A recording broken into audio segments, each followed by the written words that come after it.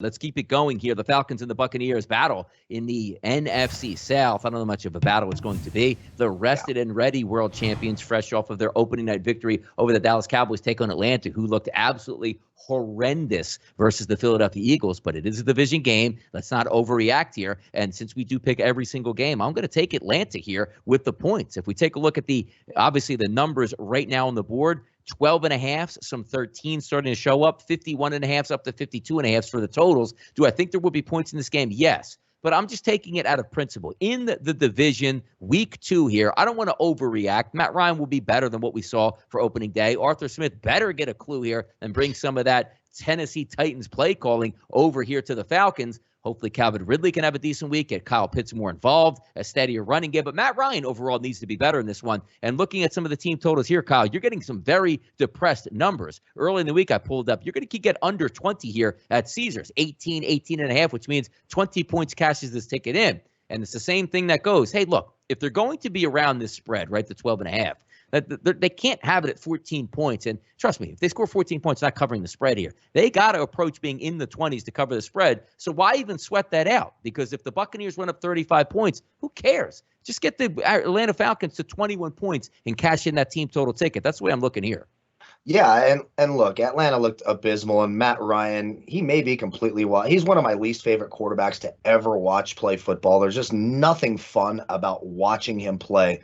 And I've had plenty of these Atlanta, Tampa Bay games, even when Jameis Winston was there, and they're throwing the ball all over the place. And you're like, God, Tampa Bay secondary stinks. We saw it last week on Thursday Night Football. I talked about it ad nauseum. Nobody wanted to listen to me, thought I was crazy. No, the Tampa Bay secondary stinks. So when they can't pressure the quarterback, when they couldn't get to Dak Prescott, everybody is wide open because they can't cover anyone. And it's the same for the Falcons.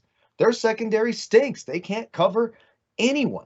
But I've covered enough of these Falcons Buccaneer games that end up being 21-16, and you took the over 53, and you're super excited about it. And for some reason, it just ends up being a weird type of game.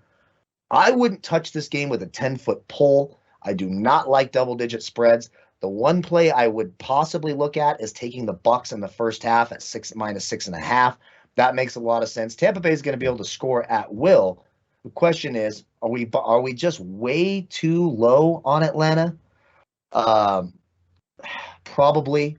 Are there going to be holes in that secondary for the Bucs? Yes. Can the offensive line hold up and give Matt Ryan time? They better, because Matt Ryan is slower than a troll. So for me, it's Bucs first half. Other than that, I wouldn't touch this game with a 10-foot pole.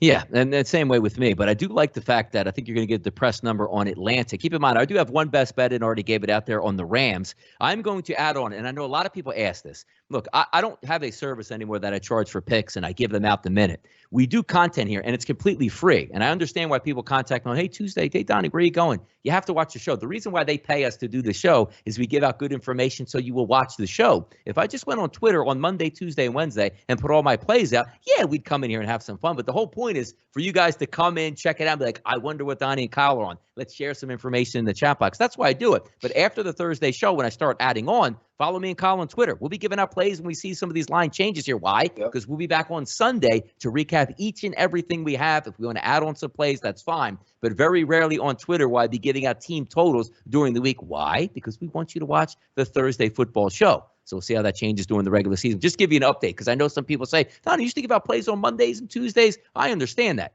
You can get the tips here and the nods with, some tweets that I send out that are very cryptic that it's coming. And certainly, people reach out to me all the time on DM. You guys know me. I'm here for the people, as I like to say. Ask me if I have something or what I'm looking towards. I'll certainly point you in the right direction here. But the Thursday show, it's where we have fun, break it down, and give out all our picks.